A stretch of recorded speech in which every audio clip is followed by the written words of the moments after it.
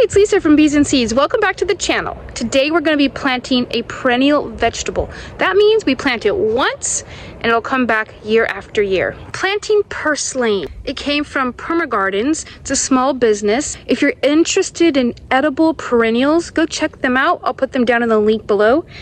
This was an accident. They sent it to me. I'd made a purchase from them before. Somehow they ended up accidentally sending me some seeds. So I offered to send them back and they said, no, just keep them. If you don't want them, share them with somebody else. So I'm gonna go ahead and plant them. I will link them down below if you want to check out their business. Great customer service. I would recommend them. So I haven't opened this package yet. I have no idea how many seeds are in it. It's taped shut. Let's see.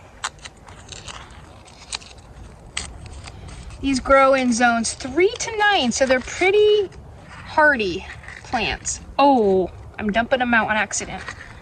Don't do that if you get some. Okay. So, there's the seeds.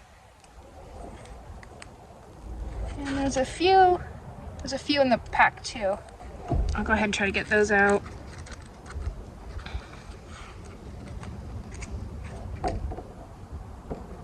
So purslane needs light to germinate. So we are not going to bury this. We're just going to press it into the soil. Whoa. So I'm just going to sprinkle a couple in each of these, or actually, I'm going to sprinkle a few in each of these. And then we can separate later.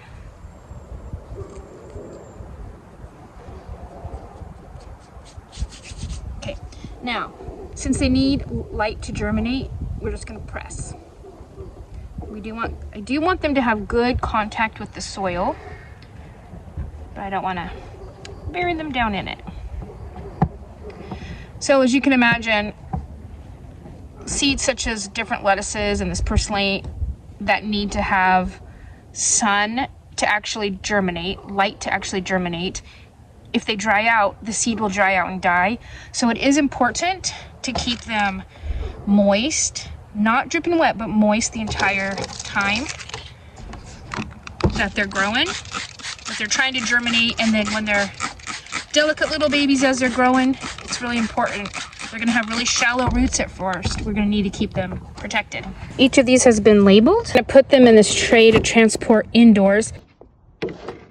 I'm going to take that tray and put it on the grow racks in my bedroom so it's more temperature controlled. If I were going to leave that outside, I would definitely put it somewhere in the shade. The sun coming down through that plastic dome would just fry anything as it comes up. Even in the cool weather I live in, it gets really warm under there. The plastic dome is the trick for germination, in my opinion, especially the smaller seed it is, the more important that cover is. Keeps it moist, the plants don't dry out, and I get a really great germination rate. If you do not have a plastic dome like that, you can use saran wrap. If you have like a round pot, I don't know if you've seen microwave covers. They're these plastic things you put over your plate to keep your food from splattering all over the microwave. That works also quite well.